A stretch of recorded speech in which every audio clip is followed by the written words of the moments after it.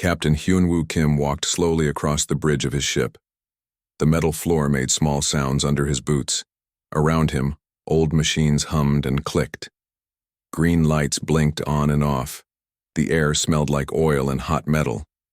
This was the UES Cipher-8. She was 70 years old. Most people called her a piece of junk. "Captain," said Navigator Yoonji Park from her seat. She was looking at a screen full of numbers. "We are getting close to the patrol area." Hyunwoo nodded. He looked out the big window at the front of the bridge. Space was dark and full of stars. Far away he could see the Kepler Nebula. It looked like a purple and blue cloud made of light. "Any other ships out here?" he asked. "No, sir," said communications specialist Jin Ho Nam. He wore big headphones and sat in front of many radio dials. "We are alone." Hyunwoo was not surprised. The Galactic Defense Council always sent the Cipher-8 to the empty parts of space. They said it was because the ship was too old to do important work. The other alien races had better ships.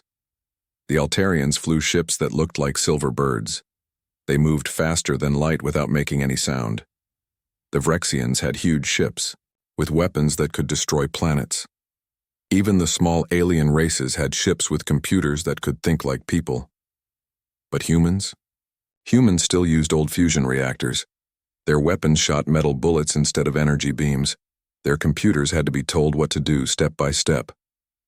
"Sir," said Engineer Taemin Lee over the ship's speaker system. His voice came from deep, inside the ship where the engines were. "The reactor is running fine. All systems are good." "Thank you, Taemin," Hyunwoo said. He was proud of his crew. They were all young, but they worked hard. They knew their old ship was not pretty or fast, but they took care of her anyway. Weapons Officer So Young Choi turned in her chair. "Captain, why do you think they keep sending us out here?" Hyunwoo sat down in his captain's chair. It was old leather that made noise when he moved. "Because they think we cannot do real work," he said. "They think our ship is too old and we are too stupid." "That is not fair," Yoonji said. "We do good work." "Yes, we do," Hyunwoo agreed. "But they do not see it that way." Last month they had been at a big meeting on Alpha Station. All the important ship captains were there. Hyunwoo remembered how the other captains had looked at him. The Altarian commander had long blue fingers and big yellow eyes. She had pointed at the Cipher-8 through the station window. "How do humans expect to help the galaxy with that old thing?" she had said. Her voice sounded like music, but her words were mean. "It belongs in a museum." The Vrexian captain was even worse. He was 8 feet tall, with gray skin like rock. "Humans are stubborn," he had said. "They refuse to learn, they refuse to grow. Their ships are weak because they are weak." Other captains had laughed. Hyunwoo had said nothing. What could he say? Their ships were faster and stronger. Their technology was better. On paper, they were right. But Hyunwoo knew something they did not know. The Cipher-8 might be old, but she was tough. She had been in fights and won. She had flown through storms that would break newer ships. Her crew knew every bolt and wire inside her. "Captain," Yoonji said suddenly, "I am seeing something strange." Hyunwoo looked at her screen. Numbers were moving fast across it. "What is it?" he asked. "Energy reading," she said. "Very strong, but I have never seen anything like it before." So Young checked her weapons computer. "It is not showing up on my sensors." Jinho turned his radio dials. "I am not hearing any signals." This was strange. Usually, if Yoonji's navigation sensors saw something, the other systems would see it too. "Where is it coming from?" Hyunwoo asked. Yoonji pointed out the window. "That way, near the edge of the nebula." Hyunwoo could not see anything different. Just stars and the glowing cloud of the nebula. "Taemin," he said into his microphone. "Can you come to the bridge?" "On my way, Captain." A few minutes later, Taemin came up from the engine room. His clothes were dirty from working on machines. He looked at Yoonji's screen and made a low whistle. "That is a lot of energy," he said. "What is making it?" "We do not know," Hyunwoo said. "Have you ever seen readings like this?" Taemin shook his head. "No, and I have been working on ships for 15 years. Hyunwoo thought about what to do. They were supposed to patrol this area and report anything unusual. This was definitely unusual. Yoonji, take us closer, he said. But go slow. Yes. Sir. The Cipher-8 turned toward the strange energy reading. Her old engines pushed her forward through space. She was not fast like the new ships, but she moved steady and sure. As they got closer, the energy reading got stronger. Captain, Jin-ho said. His voice sounded worried. My radio is making strange noises. Hyunwoo listened. He could hear it, too. It sounded like static, but there was a pattern to it. So Young, are your weapons ready? He asked. Always, she said. But Captain, what good will our old guns do against something that powerful? It was a good question. Their weapons were simple compared to energy beams and plasma cannons. They shot heavy metal bullets very fast. Most aliens laughed at them, but Hyunwoo remembered his grandfather's words. His grandfather had been a soldier in the old wars on Earth. He used to say, "Simple things work when fancy things break." Maybe. Our old guns will be exactly what we need, Hyunwoo said. They flew closer to the nebula. The strange energy got stronger and stronger. Now all their sensors were showing it. Captain, Yoonji said. Her voice was quiet. Look. She pointed out the window. Something was happening to the space in front of them. The stars were bending. They looked like they were being stretched and twisted. What is that? So Young whispered. Nobody answered because nobody knew. The space in front of them began to tear open like a piece of cloth. Through the tear they could see something else. It was not normal space, it was dark, but not the normal dark of space. This was a different kind of dark. Captain, Taemin said, the engines are acting strange. Hyunwoo could feel it too. The ship was starting to shake. Jin-ho, send a message to base, he said quickly. Tell them what we are seeing. Jin-ho's fingers moved fast on his radio controls. Message sent, Captain. The tear in space was getting bigger, and the Cipher-8 was being pulled toward it. Yoonji, can you turn us around? Hyunwoo asked. She tried, but the ship would not turn. The engines are not strong enough, Captain. Whatever that thing is, it is pulling us in. Hyunwoo grabbed his microphone. This is Captain Hyunwoo Kim of the UES Cipher-8, he said. Unknown phenomenon encountered. We are being pulled into... The ship lurched forward. Everything went white, then black, then white again.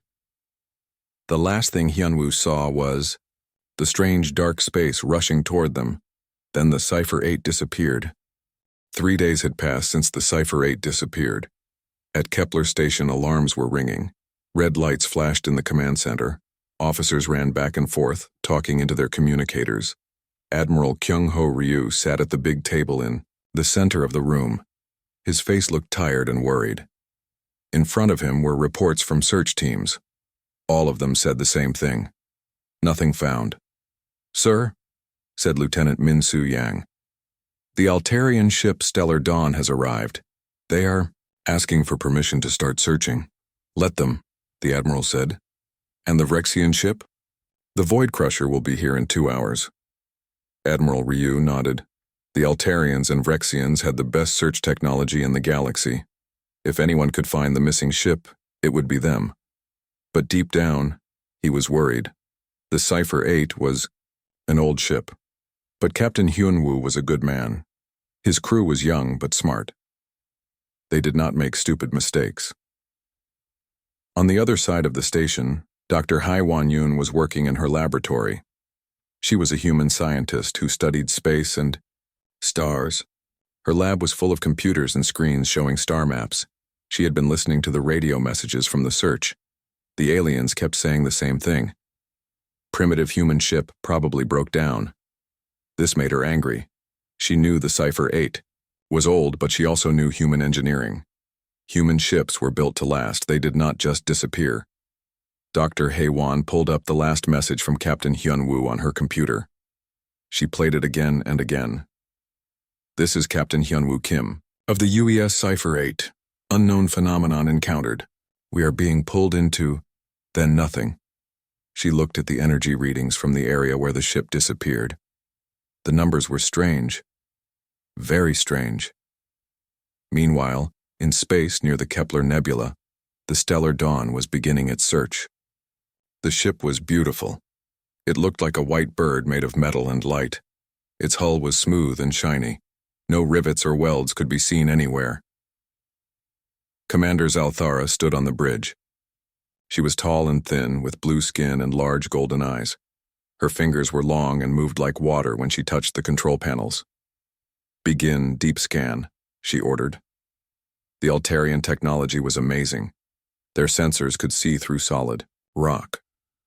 They could detect a single atom from 1,000,000 miles away. They could read the energy patterns of stars that died 1,000 years ago. But today, they found nothing. "Commander," said her science officer, "the scan is complete. No debris, no energy traces, no quantum echoes." Zalthara was not surprised. She had seen human ships before. They were made of simple metal and used old fusion reactors. When something went wrong with human technology, it usually went wrong in a big way. "Expand the search area," she ordered. 2 hours later, the Vrexian dreadnought Void Crusher arrived. This ship was the opposite of the Altarian vessel. It was huge and dark gray, covered with weapons and armor. It looked like a mountain of metal floating in space. Captain Morgex stood in his command center. He was 8 feet tall with thick gray skin and 4 arms. His voice sounded like rocks grinding together when he spoke. "Have the Altarians found anything?" he asked. "No, sir," replied his second officer. "Their scans show nothing." "Then we will scan deeper."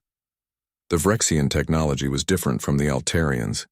Where the Altarians were precise and gentle, the Vrexians used brute force. Their sensors could punch through dimensions and see into parallel realities, but even their powerful scanners found nothing. "Captain," said the scanning officer, "we have checked everything within 50 light years. No trace of the human ship." Morgex made a sound that might have been laughter. "Humans," he said. "They pushed their old machines too hard. The ship probably exploded when its reactor overloaded." Back on Kepler Station, a meeting was starting. Admiral Ryu sat at one end of the table. Commander Zalthara appeared on a screen. Speaking from her ship, Captain Morgex appeared on another screen. "What did you find?" Admiral Ryu asked. "Nothing," Zalthara said.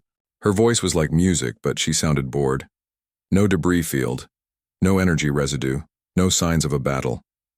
"Same here," Morgex said. "Our deep scans found nothing. The ship is gone." "But how can a ship just disappear?" Admiral Ryu asked. Zalthara made a gesture with her long fingers. "Admiral, with respect, human technology is very old, very basic. Sometimes old things break in ways that completely destroy them." "The fusion reactor could have had a cascade failure," Morgex added. "When human reactors explode, they do not leave much behind." Admiral Ryu felt his face get hot. The Cipher-8 was well maintained. Captain Hyunwoo would never let his reactor become dangerous. "All human ships are dangerous," Zalthara said. "That is what happens when you refuse to upgrade your technology." "How many human ships have been lost to reactor failures?" Morgex asked. 12 in the last 10 years? 15, Zalthara corrected. "And that is just the ones we know about." Admiral Ryu wanted to argue, but he knew the numbers were true. Human ships did have more accidents than alien ships. Their old technology was not as safe as the new quantum reactors and neural computers. "How long will you keep searching?" he asked. The 2 alien commanders looked at each other through their screens. "We have already spent 3 days, Zalthara said. "Our ships are needed elsewhere. The Helix sector is having pirate problems." "1 more day," Morgex said. "Then we must go." After the meeting ended, Admiral Ryu sat alone in his office. He looked out the window at space. Somewhere out there, 5 good people were missing. But the galaxy's best ships could not find them. He thought about Captain Hyunwoo. The man had served for 20 years without a single serious accident. His engineer, Taemin, knew fusion reactors better than anyone. They were careful people, but maybe careful was not enough anymore. Dr. Haywan was still working in her lab. She had been studying the sensor data for hours. Something was bothering her about the energy readings from the Cipher-8's last position. She pulled up the data on her biggest screen. The numbers scrolled past like rain. She had seen energy patterns like this before, but where? Then she remembered. 3 years ago, there had been a research station near the Vega system. It had been studying something called dimensional fractures. The station had sent some very interesting reports before it went quiet. She searched through her files until she found the Vega reports. The energy patterns were almost identical to what the Cipher-8 had detected. "Computer," she said, "what happened to Research Station Vega 7? Research Station Vega 7 was declared lost after contact was lost 3 years ago, the computer replied. Cause unknown. Station was never found. Dr. Haywan felt cold. 2 disappearances, similar energy readings, both written off as equipment failures. She started searching for more cases. Her computer worked through the night looking through thousands of reports from across the galaxy. By morning, she had found 12 more cases, ships and stations that had detected strange energy readings right before they disappeared. All different species, all different technologies, all declared lost due to equipment failure or navigation error. But what if they were not accidents? What if something was taking them? The next day, the search was officially called off. Commander Zalthara sent a final report to the Galactic Defense Council. It was short and simple. UES Cipher-8 presumed destroyed due to reactor failure. No survivors likely. Recommend better maintenance training for human crews. Captain Morgex's report was even shorter. Human ship gone, probably exploded. Humans need better ships. Memorial services were held on 12 different worlds where the crew members had family. The services were small and quiet, not many people came. The galaxy was busy with more important things, but Dr. Haywan did not go to any memorial service. She was too busy working. She had found a pattern in the disappearances. They all happened near certain types of nebulae. They all detected the same kind of energy readings. And if she was right, more ships were going to disappear soon. She just had to prove it. And maybe, just maybe, find a way to bring the missing crews home. Captain Hyunwoo opened his eyes slowly. His head hurt badly. The bridge was dark except for a few red emergency lights. He could hear water dripping somewhere and the sound of broken glass under his feet when he moved. Is everyone okay? He called out. I'm here, Captain, Yoonji said from her navigation station. Her voice sounded weak. So Young here, came another voice. My arm hurts, but I can move. Jinho is alive too, the communications officer said, but my radio is making very strange sounds. Hyunwoo pushed himself up from his captain's chair. Taemin, are you there? The ship's speaker crackled. Yes, Captain, I am in the engine room. The reactor is still working, but many other things are broken. Hyunwoo looked out the main window and stopped breathing for a moment. This was not normal space. The stars were wrong. Instead of the tiny points of light he knew, there were huge bright objects that moved slowly across the sky. Some were red, some were blue, some were colors he had never seen before.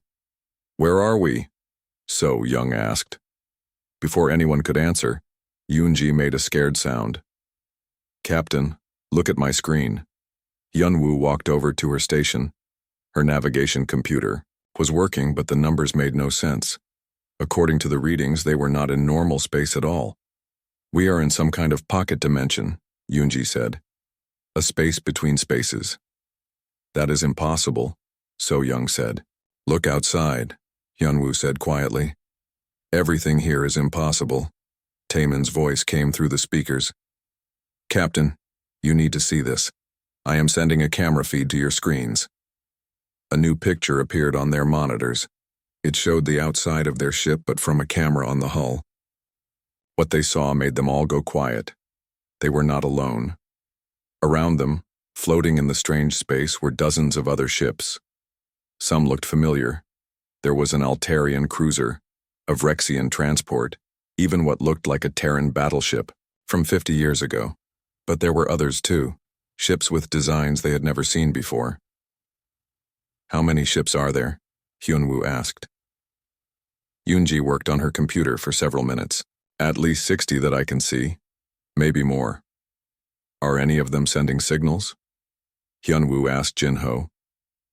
Jinho turned his radio dials carefully. Most of the ships were silent. But then he heard something. Captain, I am getting a weak signal from that big ship over there. He pointed to a massive vessel that looked like it was made of crystal and metal. It was beautiful but also scary. Can you talk to them? Hyunwoo asked. I will try. Jinho adjusted his radio and spoke into his microphone. Unknown ship, this is the UES Cipher-8, do you hear us? For a long moment, there was only static. Then a voice came through speaking in broken English. You are new here, the voice said. It sounded tired and sad. Welcome to the prison. Prison? Hyunwoo asked. What prison? The place where the Devourers keep us, the voice replied. They study our ships, they learn our secrets, then they throw us away. Who are the Devourers? So Young asked. You will see, the voice said. They are coming now. Suddenly, the space around them began to change. The strange colored lights in the sky started moving faster. Then, from the darkness, came shapes that hurt to look at.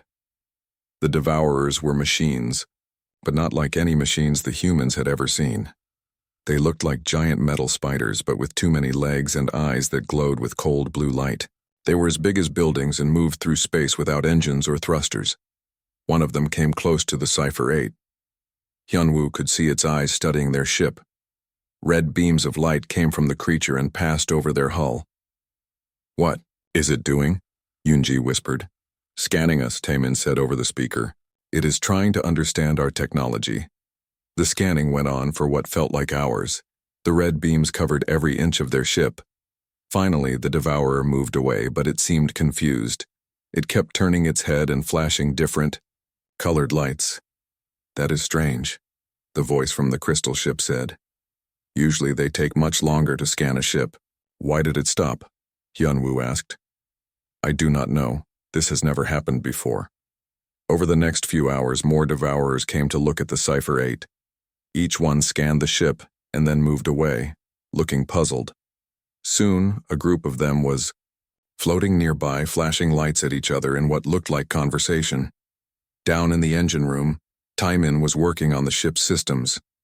Many things were broken from their trip through the dimensional rift, but the important stuff still worked. The fusion reactor hummed along steadily. The life support systems kept the air clean and warm. As he worked, he noticed something interesting. Every time the Devourers scanned the ship, his monitoring equipment showed their scanning beams hitting the hull and then stopping. The beams could not get inside. He called the bridge. Captain, I think I know why the Devourers are confused. Tell me, Hyunwoo said. Our hull is made of old steel with titanium reinforcement, Taemin explained.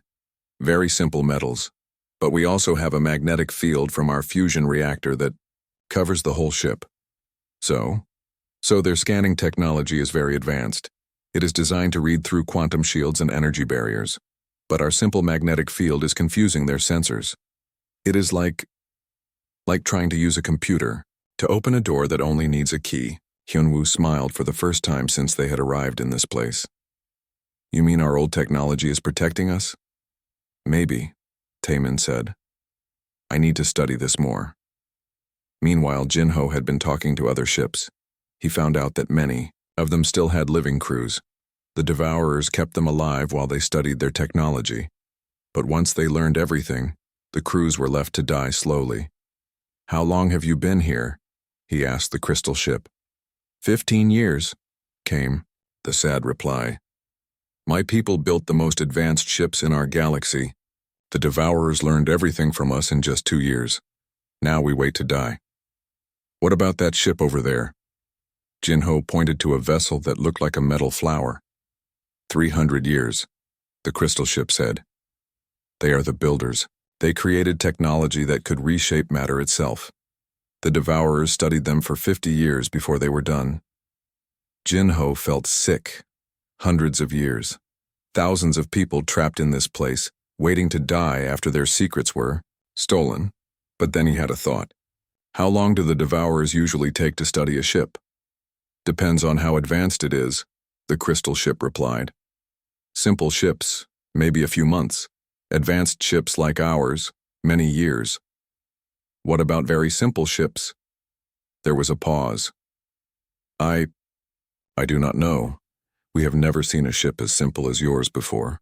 That night, while the Devourers floated in the distance, still flashing lights at each other, the crew of the Cipher-8 held a meeting. Here is what we know, Hyunwoo said. We are trapped in a pocket dimension with dozens of other ships. The Devourers study our technology and then leave us to die. But for some reason they cannot figure out our ship. Because we are too simple, Taemin added. Their advanced scanning technology cannot read our basic systems. So what do we do? So Young asked. Hyunwoo looked around at his crew. They were scared, but they were not giving up. That was the human way. We do what humans do best, he said. We survive, and then we find a way home. How? Yoonji asked. We are trapped in another dimension. I do not know yet, Hyunwoo admitted. But I know this. Every prison has a weakness. Every trap has a way out. We just have to find it. Outside, the Devourers continued their strange light conversation. They had captured thousands of ships over millions of years. They had learned the secrets of every advanced civilization in the galaxy. But they had never met anything like the Cipher-8 before, and that confusion was about to become their biggest mistake. The old ship that everyone called outdated was about to teach the galaxy that sometimes the simplest answer is the best answer, and sometimes being primitive is the most advanced thing you can be. The dimensional prison exploded outward like a bubble bursting. Captain Hyunwoo felt the Cipher-8 shake as reality twisted around them. Through the main window he could see dozens of other ships tumbling through the cracks in space alongside them. Hold on, he shouted to his crew. The ship spun end over end as they fell through the breaking dimensional barrier. Sparks flew from damaged control panels. The lights flickered on and off, but the old metal hull held together and the fusion reactor kept running on emergency power. Then suddenly they were back in normal space. Hyunwoo looked out the window and saw the most beautiful sight in the universe, the Kepler Nebula, glowing purple and blue in the distance. They were home. Status report, he called out. Navigation computer is damaged, Yoonji said. But we are definitely back in our own space. I can see familiar star patterns. Weapon systems are offline, So Young reported, but we do not need them anymore. Radio is working, Jinho said with excitement in his voice. I am getting signals from Kepler Station. Taemin, how is our reactor? How is our... Hyunwoo asked. There was a pause before the engineer's voice came through the speakers. He sounded very tired. Reactor is stable, but running at only 20% power. Life support is working. Engines are working. We can make it back to base. Around them, the other escaped ships were also checking their systems. Some were in worse shape than the Cipher-8. The beautiful crystal ship was cracked down one side. The metal flower ship was missing several of its petals. But they were all alive. And they were all free. Captain, Jinho said, Kepler Station is calling us. They want to know what happened. Tell them we are coming home, Hyunwoo said, and tell them we are bringing friends. At Kepler Station, Dr. Hae-won-yoon was working late in her laboratory. She had been studying the disappearance patterns for weeks, trying to prove her theory that something was taking the missing ships. Suddenly, her detection equipment began screaming with alarms. Energy readings were going crazy. Something big was happening near the nebula. She ran to her biggest telescope and pointed it toward the source of the energy. What she saw made her drop her coffee cup. Ships were appearing out of nowhere, dozens of them. And in the middle of the group was a familiar shape, the boxy simple outline of the UES Cipher-8. Impossible, she whispered. Then her radio crackled to life. A tired but happy voice came through the static. Kepler Station, this is Captain Hyunwoo Kim of the UES Cipher-8. We are alive, we are home, and we have a lot to report.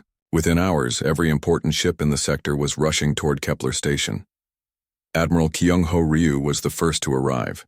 His cruiser docked with the Cipher-8 while repair crews worked on the damaged systems. Admiral Ryu walked through the airlock and onto the bridge of the old ship. Captain Hyun-woo was there waiting for him along with his young crew. They all looked tired, but they were smiling. "Captain Kim," Admiral Ryu said, "we thought you were dead." "We almost were, sir," Hyun-woo replied, "but our old ship saved us." "Tell me everything." As Hyun-woo told the story of the dimensional prison and the Devourers, more ships arrived. Commander Zalthara came in her beautiful Altarian cruiser. Captain Morgex brought his huge Vrexian dreadnought. They had come to see what the humans claimed to have found. But when they saw the other ships floating near the station, they stopped laughing at human technology forever. The crystal ship belonged to a race called the Luminari. They had disappeared 300 years ago. The galaxy thought they were extinct. The metal flower ship was from the Cedars, who had vanished 1,000 years ago. Their technology could grow entire cities from tiny pods. There were ships from races so old that their names were only found in ancient history books. Civilizations that had been building starships when the current galactic powers were still learning to make fire. "This is impossible," Commander Zalthara said as she toured the rescued ships. "These races are legends, myths." "They are real," Captain Hyun-woo said simply. "And they have been prisoners for centuries." Dr. Haewon interviewed every rescued crew member. Their stories were all the same.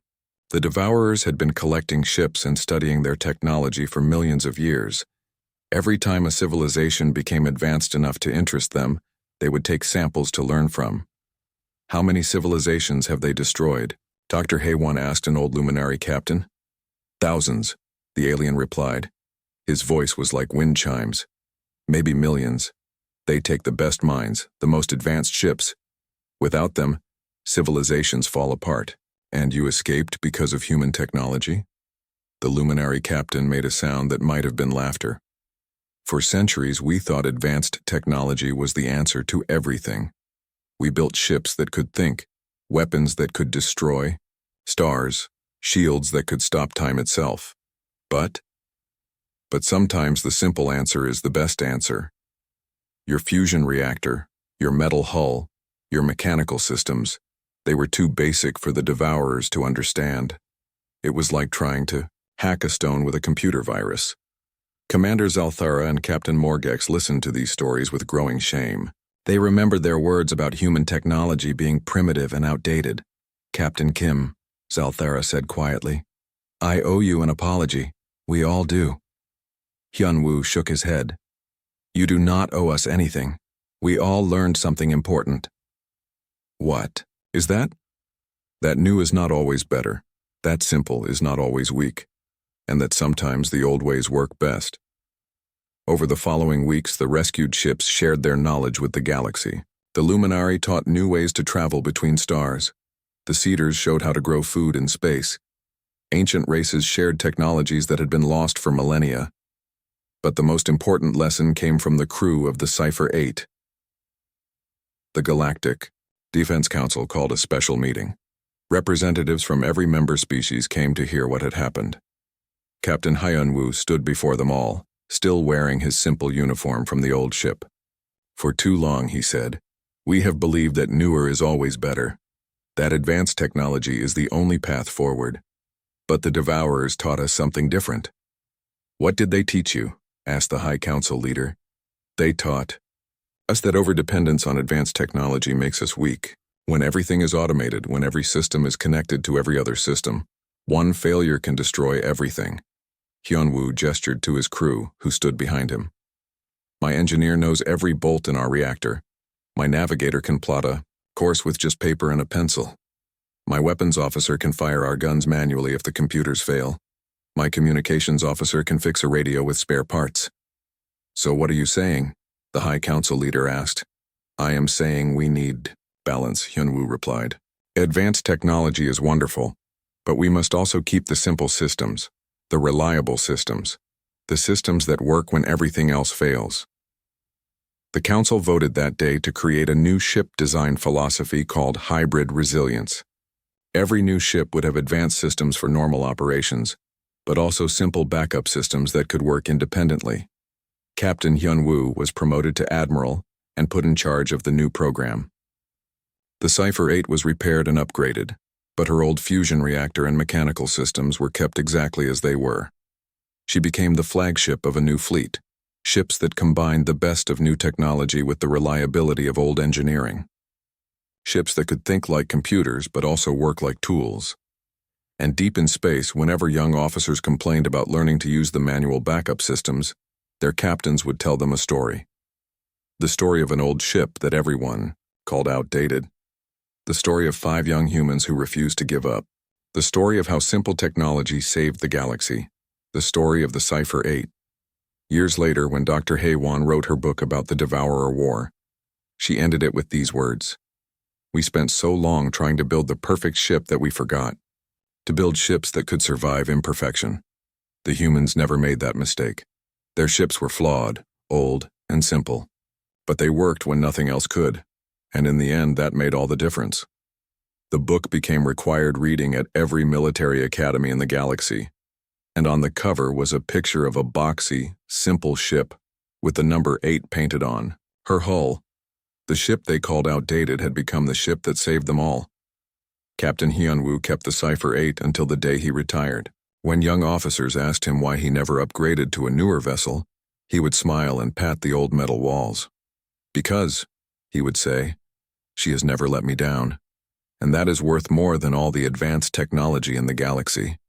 The Cipher-8 still flies today, now commanded by Captain Hyun-woo's daughter. She carries the same fusion reactor, the same mechanical systems, the same simple technology that once confused an ancient enemy. And every year, on the anniversary of their escape from the dimensional prison, the crew holds a celebration. They raise their glasses and make the same toast, to simple solutions and old ships, to the courage to try when others give up, and to the truth that sometimes outdated is exactly what the galaxy needs. For 3 days, the crew of the Cipher-8 studied their prison. Captain Hyun-woo walked around the ship looking at everything with new eyes. Yoonji worked on her navigation computer, trying to understand how this strange space worked. So Young checked every weapon they had. Jin-ho talked to the other trapped ships, learning their stories, and Taemin spent his time in the engine room thinking. Captain, Taemin said over the ship's speaker on the 4th day, I need to show you something. Hyun-woo went down to the engine room. It was hot and noisy, full of pipes and wires. The fusion reactor sat in the middle like a metal heart, glowing, with warm light.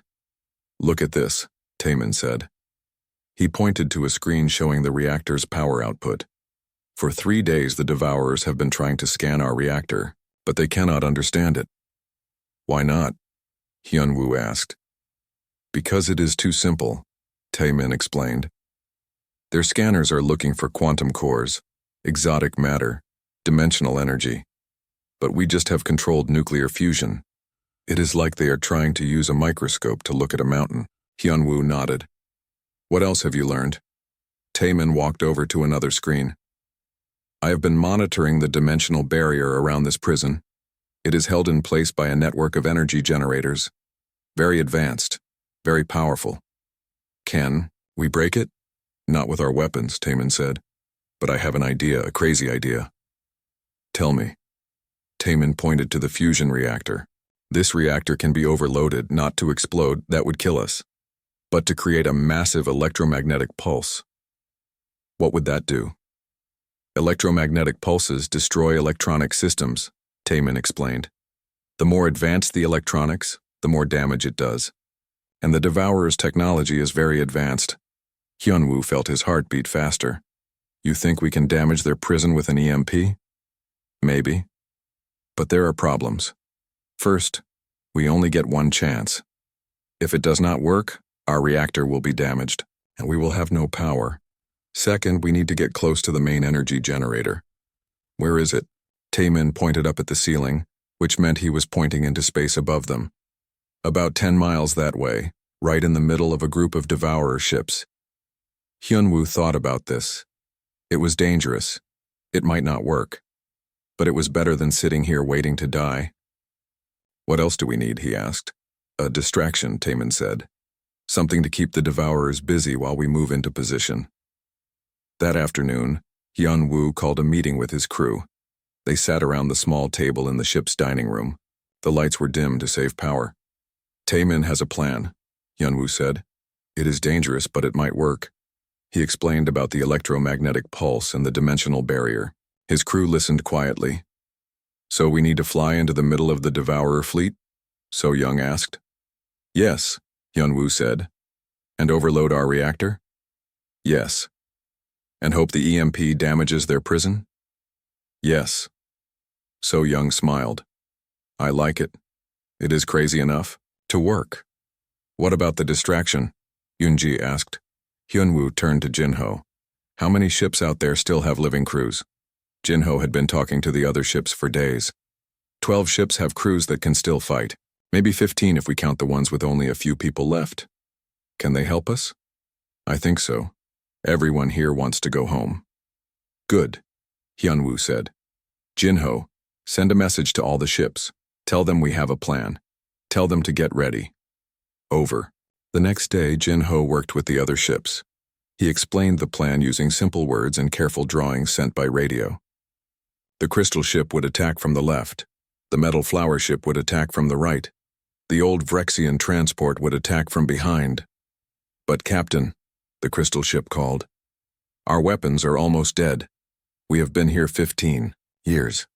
That is okay, Jin-ho replied. You do not need to destroy the Devourers. You just need to make them look at you instead of us. Meanwhile, So Young was working on their weapons. The Cipher-8 had 6 missile tubes and 2 railguns. Not much compared to the huge ships around them, but she had an idea. Taemin, she called down to the engine room. Can you help me with something? What do you need? I want to take apart some of our extra reactor fuel. Can you make it into bombs? Taemin came up to the weapons room. Bombs? What kind of bombs? Electromagnetic. Pulse bombs, So Young said.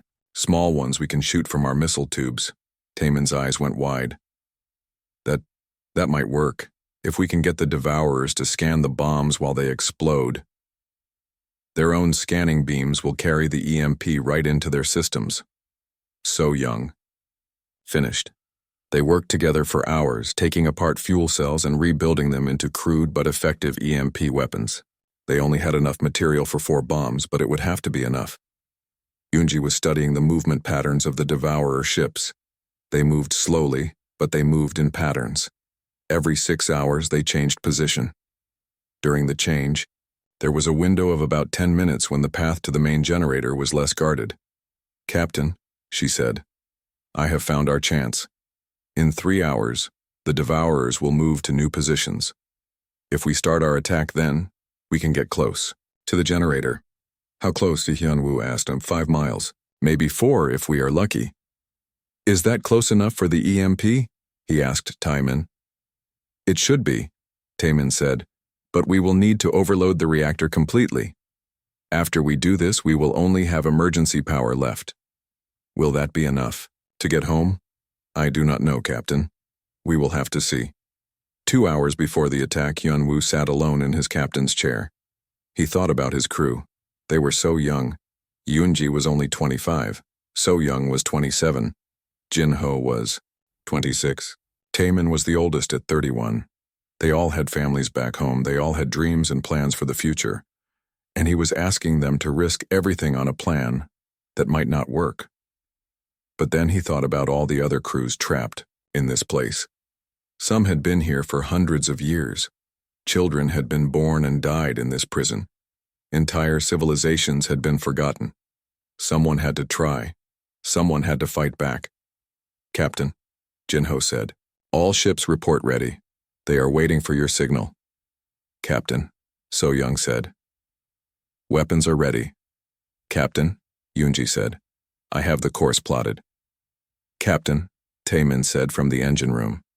Reactor is ready for overload sequence. Hyun-woo took a deep breath. Jin-ho, send the signal. Tell all ships to begin the attack. Yes, sir. Across the dimensional prison, old ships that had been silent for years suddenly came to life. The crystal ship fired beams of pure light. The metal flower, Ship launched seeds that exploded into brilliant fire. The Vrexian transport shot heavy projectiles that glowed as they flew. The Devourers reacted immediately. They swarmed toward the attacking ships like angry wasps, their attention focused completely on the threats around them. "Now, Yunji," Hyunwoo said. "Take us in." The Cipher-8 moved forward, sliding between the giant Devourer ships while they were distracted.